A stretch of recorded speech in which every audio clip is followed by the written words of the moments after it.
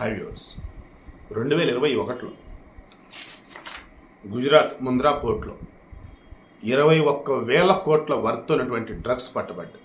ఆ పోర్ట్లో container ఎక్కడవి drugs ఏంట్రా బాబు అని చెప్పి చూస్తే టాల్కమ్ పౌడర్ అని పేరు చెప్పి అది ఆర్డర్ చేసింది ఎవరు ఏంటి అన్నప్పుడు విజయవాడ చెందినప్పుడు రోహిత్. ఇతను వైసీపీ బెనామీ అని చెప్పేసప్పుడులో వార్తలు వచ్చినాయి.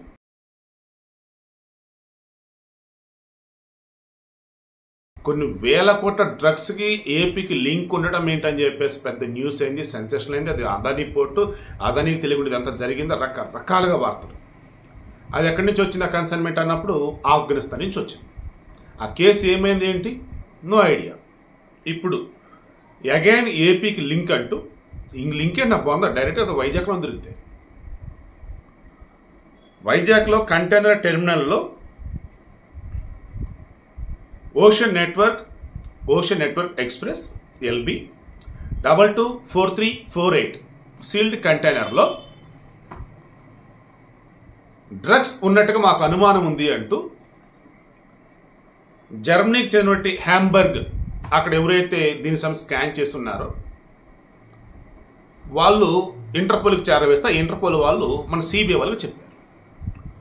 కొన్ని దేశాలు ఇంటర్పోల్గా సెపరేట్ ఇంటర్పోల్ ఉంటుంది, అదర్వైజ్ అక్కడ ఉన్న ఏజెన్సీలు పనిచేస్తాయి. మన దగ్గర వచ్చేసి CBI వాళ్ళు ఇంటర్పోల్గా పనిచేస్తారు. CBI వాళ్ళకి ఇన్ఫర్మేషన్ ఇచ్చిన తర్వాత అసలు అది షిప్ ఎక్కడి నుంచి వస్తుంది ఏంటి అని చెక్ చేస్తే జనవరి 14న బ్రెజిల్ శాంటోస్ పోర్ట్ నుంచి బయలుదేరారు. ఈ మధ్యలో ఉన్నటువంటి కొన్ని చోట్ల కంటైనర్ల పోర్టులు ఇచ్చేసుకుంటూ అగైన్ మూవ్ అవుతూ వచ్చారు. జనవరి 14న బ్రెజిల్లో బయలుదేరింది. ఇది ఎప్పుడో రావాలట, బట్ మార్చ్ 16 అంటే just few days back Vizag పోర్ట్కి వచ్చింది. ఇక ఇన్ఫర్మేషన్ CBI వాళ్ళకి వచ్చింది, అలర్ట్ అయ్యారు. మొత్తం కూడా సర్చ్ వారెంట్ లైక్ అవన్నీ తీసుకొని వచ్చారు. ఇటువంటి మూమెంట్లో కస్టమ్స్ వాళ్ళతో వాళ్ళకి పని ఉండింది, పోర్ట్ వాళ్ళతో పని ఉంటుంది, పోలీస్ స్టేషన్ వాళ్ళకి పనే ఉండదు. కానీ వైజాగ్లో మొన్న వాళ్ళు వచ్చి చెకింగ్ చేస్తున్న మూమెంట్లో పోలీసులు వచ్చి అడ్డుకున్నారని చెప్పేసి వాళ్ళు FIRలో మెన్షన్ చేశారు. కొద్దిసేపటి క్రితం వైజాగ్ CP రవిశంకర్ ఏమన్నారు, మేము వాళ్ళకి కోఆపరేట్ చేసాం, మేము ఎక్కడ అడ్డుపడ్డాం, అసలు మా వాళ్ళు ఎందుకు లేట్ అయింది, FIR అసలు ఎందుకు అలా నోట్ చేస్తున్నారు, అదే టెక్నికల్ వర్డ్స్ అంటే వచ్చి వాళ్ళని అడగండి, మేమైతే కోఆపరేట్ చేసాం. వాస్తవానికి వైజాగ్ కంటైనర్ టెర్మినల్ అన్నది ఎక్కడైతే ఉన్నదో అది మా వైజాగ్ పోలీస్ కమిషనర్ పరిధిలోకి రాదు. అది కస్టమ్స్ SP వచ్చేసి నన్ను రమ్మనంటే నేను వెళ్ళాను.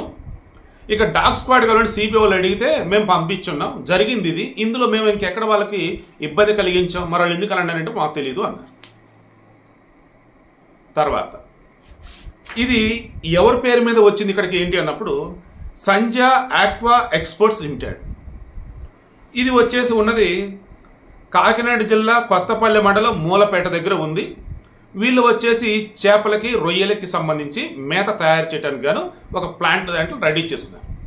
దానికి గాను వీళ్ళకి కావాల్సిన రా మెటీరియల్ ఏంటి అన్నప్పుడు డ్రై ఈస్ట్. దానిని వీళ్ళు CBIలో ఏమని మెన్షన్ చేస్తారంటే ఇన్యాక్టివ్ డ్రై ఈస్ట్ అని మెన్షన్ చేస్తే అని వీళ్ళు ఆర్డర్ ఇస్తే వచ్చినది ఏంటి అన్నప్పుడు ఒక్కొక్క బ్యాగులో 25 కేజీల వర్తున్న మెటీరియల్ ఉంది. అలా 1000 బ్యాగులు ఉన్నాయి అంటే అప్పుడు ఎంత 25,000 కేజీలు. అందులో ఉంది డ్రై ఈస్టా లేదా ఇంకా డ్రగ్సా అన్నప్పుడు మేము మొత్తం 49 శాంపిల్స్ కలెక్ట్ చేసాం. అందులో 27 నమూనాల నుంచి మాకు ల్యాబ్ రిపోర్ట్ ఏమొచ్చిందంటే నల్లమందు, morphine, cocaine, heroin, amphetamine, mescaline ఇవన్నీ కూడా నిషేధ డ్రగ్సే. ఆ తర్వాత మరలా ఇంకో 20 శాంపిల్స్ కొకైన్ అండ్ మెథాక్విలోన్ వచ్చింది. ఇవన్నీ కూడా డ్రగ్సే. అవి కూడా ఏంటి as per narcotic drugs and psychotropic substances act 1985 దాని ప్రకారం నిషేధిత డ్రగ్స్ ఇవి కానీ ఎక్కడ దొరికినా ఎవరైనా సప్లై చేస్తున్నా వాళ్ళ మీద కేసు తీసుకొని జైల్లో వేయాలి. బ్రెజిల్లో స్టార్ట్ అయింది, జర్మనీలో దానికి సంబంధించి లీడ్ దొరికింది, వాళ్ళు మన వాళ్ళకి చెప్పున్నారు. మనోళ్ళు వచ్చేసి షిప్ ఎప్పుడు వచ్చింది ఏంటంటే మన మార్చి 16న వచ్చింది.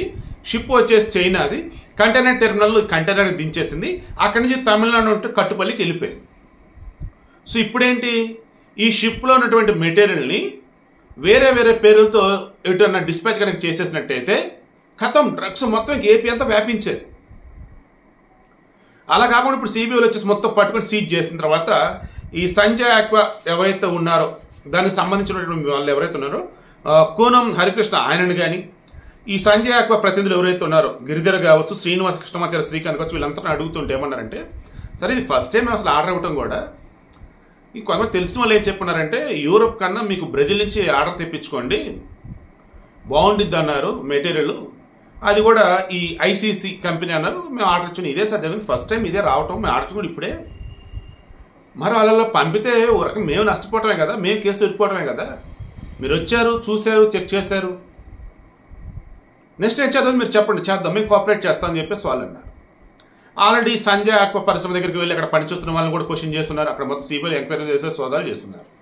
ఈ సంజయ్ ఆక్వా సంస్థ డైరెక్టర్ ఎవరైతే అతని ప్రకాశం జిల్లా ఈద్మూడి.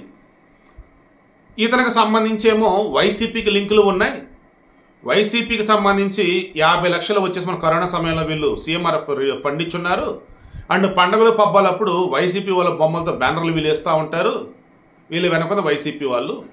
అండ్ అక్కడ పోలీసులు పంపించుకోవచ్చు, కోర్టు అధికారులు పంపించుకోవచ్చు, కంటైనర్ని ఓపెన్ చేయనీయకుండా సిబిఐ వాళ్ళు అక్కడ శాంపిల్స్ కలెక్ట్ చేయకుండా చూడాలని చూసింది వెనక వైసీపీ వాళ్ళే. మేబీ వైసీపీ వెనక డ్రగ్ బ్యాచ్ ఉండొచ్చు, లేదంటే వీళ్ళు కూడా కలిసి ఉండొచ్చు, అంతా ఒకటే రవ్వని చెప్పేసి ఇప్పుడు టీడీపీ వాళ్ళు కానీ, జనసేన వాళ్ళు కానీ, బీజేపీలు కానీ అంటూ ఉన్నారు. ముఖ్యంగా పవన్ కళ్యాణ్ ఏమంటున్నాడు, అసలు ఎట్లా ఉండాల్సిన హైదరాబాద్ని ఎట్లా ఉండాల్సినటువంటి ఆంధ్రప్రదేశ్ ఎట్లా చేశాడు ఈ జగన్మోహన్ రెడ్డి. వైజాగ్ని డ్రగ్స్కు రాజధానిగా చేశాడు, అదే ఒకటి ఎగ్జిక్యూటివ్ క్యాపిటల్ అంటే ఏంటిదా. దేశంలో ఎక్కడ గంజాయి దొరికినా అది ఆంధ్రప్రదేశ్ సంబంధించిందని చెప్పేసి వార్తలు వస్తున్నాయా లేదా అని ఆయన అంటే, 1000 కోట్ల డ్రగ్స్ ఏంటి అసలు, ఏం చేస్తాడు ఈ జగన్మోహన్ రెడ్డి, ఇంత దారుణమా అని చంద్రబాబు అంటే. లోకేష్ వచ్చేసి ఏకంగా జగన్మోహన్ రెడ్డి ముఠా యొక్క పాపాల పుట్ట పగిలుతూ ఉంది, ఎక్కడ చూడు యువతను మత్తులో ఉంచాలి, వీళ్ళకి తగ్గట్టు వాళ్ళని పనులు చేపించుకోవాలి, జనాలను వచ్చేసి పీడించాలి, భయపెట్టాలి, అడ్డదిడ్డంగా దోచుకోవాలి. ఇది నీకు తెలిసిన పరిపాలన. ఇంత అధ్వానమైనటువంటి పరిపాలన చూసిన తర్వాత కూడా ఇంకా ఓటర్లు కనుక చైతన్యవంతం కాకపోతే ఈ జగన్మోహన్ రెడ్డి పరిపాలనలో రాష్ట్రం అధోగతి పాలవుతున్నట్టుగా ఇంకా ఏమైనా మరి కొంత చెప్పుకుంటూ వచ్చిన. సో యాజ్ ఎ జర్నలిస్ట్ నేను క్లోజ్ చేయాల్సింది ఏంటంటే సింపుల్గా చెప్తాను చూడండి. ఏపీలో ప్రస్తుతం అయితే చాలామంది ఈ గంజాయికి అలవాటు పడుతున్నమాట వాస్తవం. ఈ డ్రగ్స్కి కూడా అలవాటు పడుతున్నారు అంటే భయంకరంగా అయినటువంటి ఆలోచనలు నాకు నిజంగా వస్తున్నాయి. మరో నైజీరియా అవుతుందా, ఉడతా పంజాబ్ సినిమాలు చూస్తుంటే మరో పంజాబ్ అవుతుందా, అసలు ఏపీని జగన్మోహన్ రెడ్డి అసలు ఏం చేద్దాం అనుకుంటున్నాడు, లేదంటే జగన్ సంబంధం లేదనుకున్నట్టయితే ఈ డ్రగ్స్ బ్యాచెస్ ఎవరు వాళ్ళు ఏం చేద్దామని భయం వేస్తుంది నిజంగా. రీసెంట్ టైమ్స్లో హైదరాబాద్లో పట్టుబడిన వాళ్ళు చెప్పిన దాని ప్రకారం ఒక గ్రామ్ వచ్చేసి ఇందులో మళ్ళీ డిఫరెంట్ టైప్స్ ఆఫ్ డ్రగ్స్ ఉంటాయి. వాళ్ళు చెప్పిన డ్రగ్ బెంగళూరులో వచ్చేసి వాళ్ళు చెప్పుకునేది గ్రామ్ వచ్చేసి 5,000 ఎంతో చెప్పున్నారు, కొంచెం రేటుకి అమ్ముతారట. ఇలా రఫ్గా లెక్క తీస్తేనే ఒక రా మెటీరియల్ నుంచి మరికొన్ని ఏమంటారు, for example 1 KG raw material అనుకోండి ఈ డ్రగ్స్ సంబంధించింది అయితే దానికి ఇంకొన్ని పార్టికల్స్ అవన్నీ ఇవన్నీ యాడ్ చేసి దానికి 5-10 డ్రగ్స్ తయారు చేయొచ్చట. అంటే 25,000 కేజీలు కాదు, లక్షల కేజీల్లో చేయొచ్చు డ్రగ్స్ అయితే. ఇప్పుడు మొత్తం పట్టుబట్టి సీజ్ చేశారు, భారీ ముఠా దీని వెనుక ఉన్నట్టు అనుమానం ఉంది సిబిఐకి. సో ఇన్డెప్త్లో విచారణ చేస్తున్నారు. ఎలక్షన్ కూడా అమల్లో ఉన్నా సరే సిబిఐలో వాళ్ళ డ్యూటీ వాళ్ళు చేస్తా పోతా ఉన్నారు. సో జరిగింది ఇది.